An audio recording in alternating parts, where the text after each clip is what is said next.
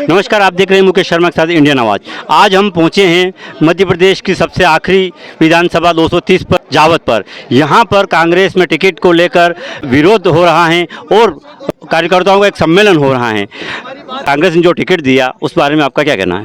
नहीं, बिल्कुल नाइंसाफ़ी हुई है और टिकट तो इन दोनों, भले राजू को मिलो सत्यनारायण जी को मिलो, दोनों को या किसी और को मिल सकता था, भले बालकृष्ण जी को दो। स्थानीय को आदमी को टिकट देना चाहिए था और जो स्थानीय लड़ सकते हैं वो बाहर के आदमी नहीं लड़ सकेंगे हमारी लड़ाई। यदि टिकट चेंज नहीं होता है तो आपका रुख क्या रहेगा? नहीं, टिकट चेंज नहीं होता है तो हम वोट दें किसको दें? नोटा का बटन दबाया जाएगा, क्योंकि हमें मतलब कैंडिडेट पसंद नहीं है। क्योंकि ये तो तीनों बीजेपी के हो गए ना।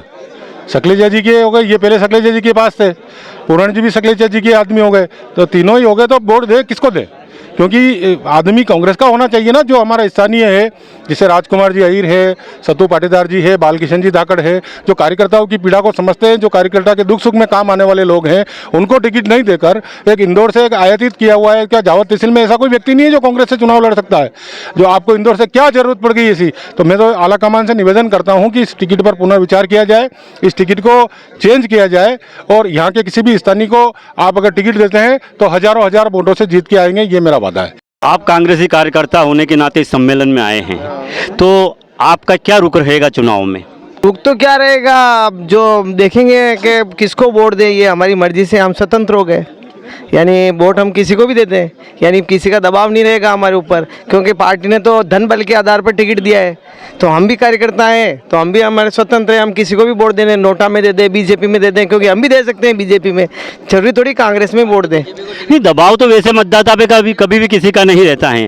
तो आप तो कांग्रेस के कार्यकर्ता हैं, तो आप नोटा को देंगे या बीजेपी तो को? कांग्रेस ने तो कार्यकर्ताओं को समझा ही नहीं ना, कांग्रेस वालों ने तो बीजेपी को टिकट दे दिया। तो हम भी तो कार्यकर्ता है, स्वतंत्र है, हम भी किसी को वोट दे सकते हैं, हम बीजेपी को भी दे दें, अच्छा उम्मीदवार लगेगा। तो स्थिति तो बहुत खराब है सर। जिसको जो लगातार 20 साल से सेवा कर रहा है जनता की, उनको मतलब बहुत रात दिन मेहनत करते हैं, उनको टिकट नहीं मिला। जो कभी गांव में कभी दिखा ही नहीं, उनको टिकट दे दिया। तो मैं कह रहा हूँ कि हकीकत में उनकी तो जमानत ही जब्त हो जाएगी।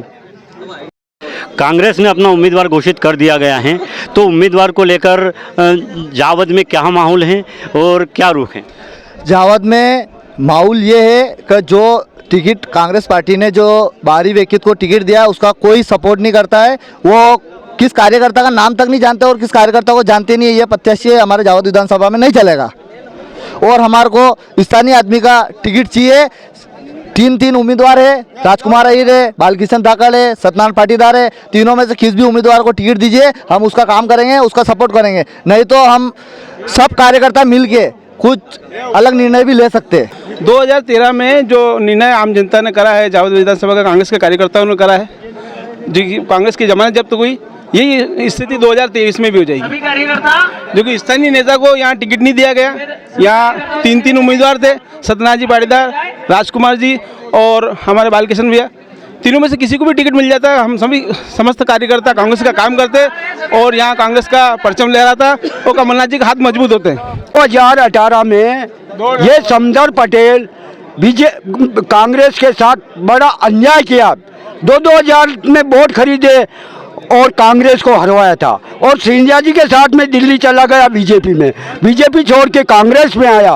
कांग्रेस में अब आज कांग्रेस पार्टी आला कमान जी अगर टिकट दिया यहाँ से कांग्रेस से, तो हम तो नहीं मानते। हो तो बीजेपी का आदमी न जाने आप पार्टी में भी जा सकता है, वो तो मुख्यमंत्री बनने के लिए। हम नहीं मानते, उसकी जमानत जब्त कर देंगे। अगर हमारा आला कमान जी ने टिकट बदल दिया तो ये सारी जनता अपना कांग्रेस का कैंडिडेट जिताएगी और कमलनाथ जी की सरकार बनाएगी। अगर नहीं, अगर आला कमान ने अगर टिकट नहीं बदला तो कांग्रेस और इस समदर पटेल की जमानत जब्त होगी इस जावत तहसील। आप लोगों का क्या रुख होगा?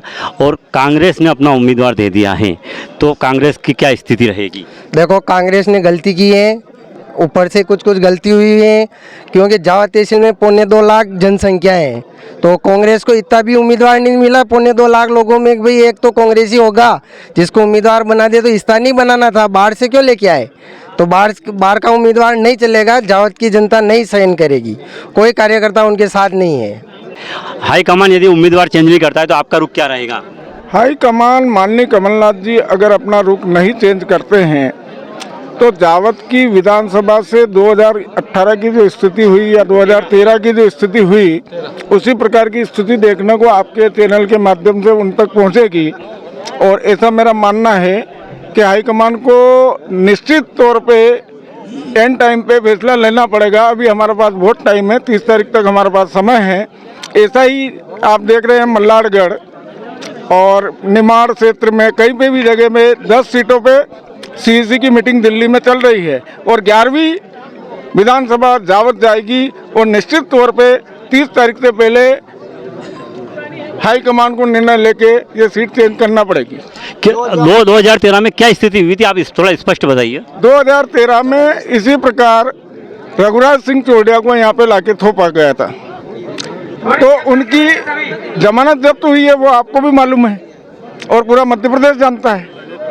और यही हालात इस तरह के रहे तो बिल्कुल होगी। और क्या होगी 2023 में कांग्रेस की जमानत जब्त होगी। कांग्रेस पार्टी ने फैसला सुना दिया, लेकिन हो सकता है आला कमान को गलत जानकारी देके टिकट लिया गया हो। जो स्थानीय का मुद्दा था, हो सकता है किसी ने जो जिसको टिकट मिला उसने स्थानीय का गलत कागज पेश किए हो। तो हम चाहते हैं कि एक बार ये वेरीफाई हो कि ये स्थानीय तो नहीं है। फिर भी कमलनाथ जी कहते हैं कि यही तुम्हारे लिए उम्मीदवार है, वो स्थानीय है, तो फिर वो बात अलग है। कार्यकर्ताओं का जो कहना होगा उस हिसाब से हम फैसला लेंगे। इस सम्मेलन का उद्देश्य क्या है? सम्मेलन का उद्देश्य ये है कि जो यहाँ के निष्ठावान कार्यकर्ता है उनकी बात कमलनाथ जी तक पहुंचाए और इनकी भावना हम सुने कि ये क्या चाहते हैं। इनका कहना है कि हमें स्थानीय उम्मीदवार चाहिए, तो इनकी बात सुनेंगे और कमलनाथ जी को अवगत कराएंगे।